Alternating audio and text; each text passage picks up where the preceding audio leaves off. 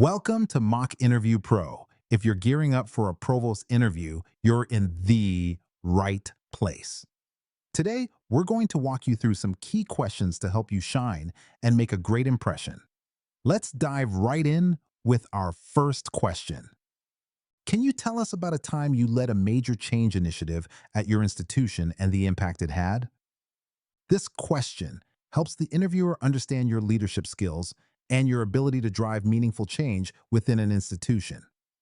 To tackle this question effectively, keep these pointers in mind. Choose a change initiative that had a significant impact. Explain the steps you took to lead this change. Share specific outcomes or metrics to showcase success. Discuss any challenges you encountered and how you overcame them. Wrap up with the lessons you learned from the experience. Now, let's look at an example of how you might answer this question. I led the implementation of a new academic advising system to modernize outdated practices. By gathering feedback from faculty and students, we designed a system that increased student satisfaction by 30%. We faced resistance from some faculty, but I addressed this through workshops and open forums.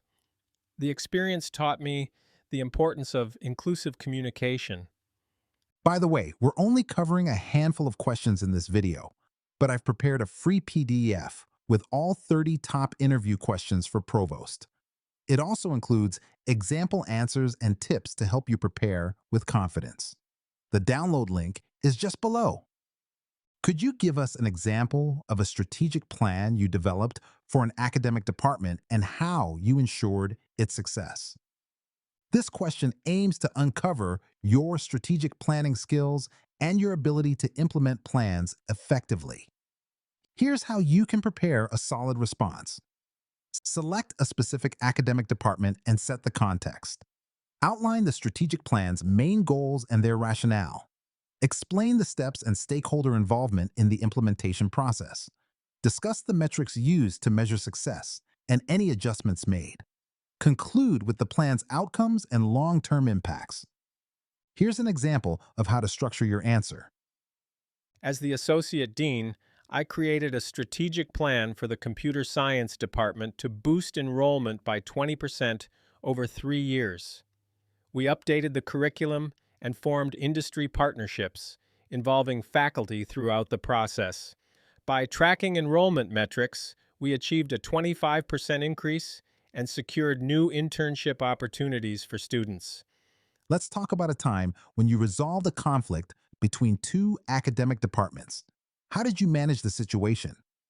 The aim here is to assess your conflict resolution skills and your ability to foster collaboration between departments. Consider these tips when crafting your response. Identify the departments involved and the nature of the conflict. Describe your role in facilitating communication between them. Highlight the solution you proposed or developed. Emphasize the outcomes and how relationships improved. Reflect on any lessons you learned from the experience. Let's explore an example response to this question. In my previous role, the sociology and psychology departments were in conflict over resource allocation for a joint research initiative. I organized a meeting allowing both sides to express concerns, which led to a shared understanding and a budget that satisfied both. This process not only resolved the conflict, but also strengthened collaboration between the departments. Imagine there's a campus-wide emergency. How would you coordinate the response as a provost? This situational question evaluates your crisis management skills and ability to ensure everyone's safety during emergencies. Here are some key points to include in your response. Establish clear communication channels across the campus. Immediately activate the crisis management team. Prioritize the safety of students and staff in all decisions. Ensure regular updates to the community on the situation. Evaluate the effectiveness of the response after the crisis. Here's an example to illustrate how you might handle this situation. During a campus-wide emergency, I would first activate the crisis management team and establish clear communication lines.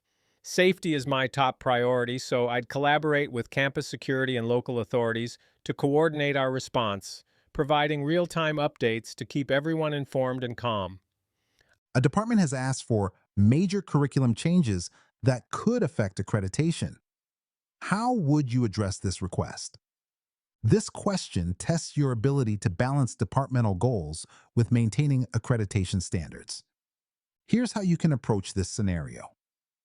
Assess the proposed changes and their potential impact on accreditation.